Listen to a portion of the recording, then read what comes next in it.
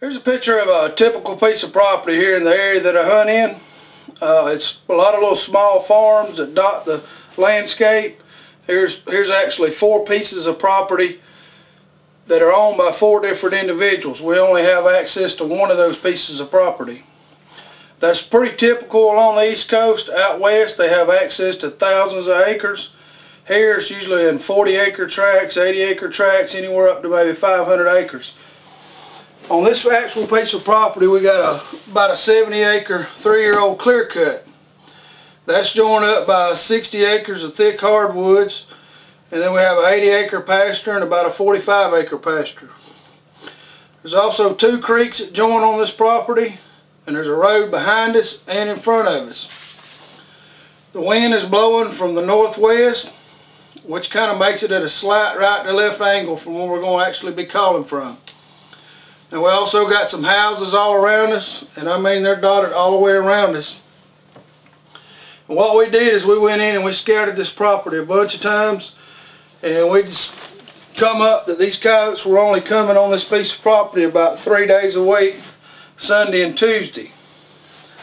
So looking with that and having that information, it was pretty easy to tell how they were crossing it. We have the creek bed that runs through there, and we got houses on each side. That's the only logical place for them to be coming through there. So after determining that, we had to come up with what was the best place to set up. And we decided to get in that creek bed because they were already used to traveling that area. So once we done that, we needed to decide when was the best time.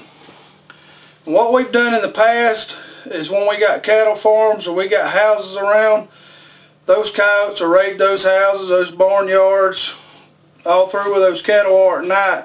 Then they'll go back into those thick areas and bed up. So we wanted to give them enough time to get back there. So normally we start about 30 minutes after daylight. That gives them a chance to get back in there, settle down just for a few minutes. Then we start calling them.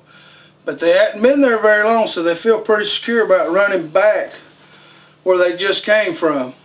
So we're going to sit down here, we're going to set up just like you can see on the map where we're here, and I'm going to put up in the corner a little map that also shows the way the coyotes are running.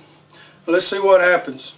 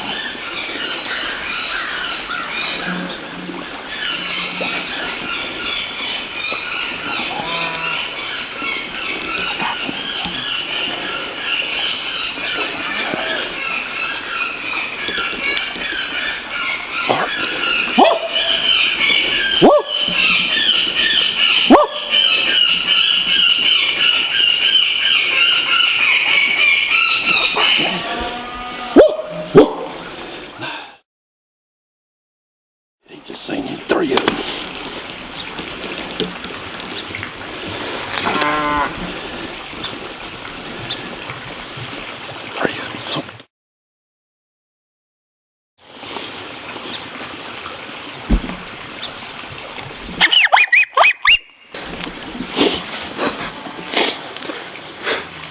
We just had 3 to come in within 5 yards.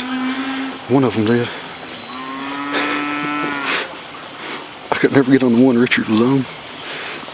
And the only one that come in was so close I couldn't even see nothing but blur in the scope.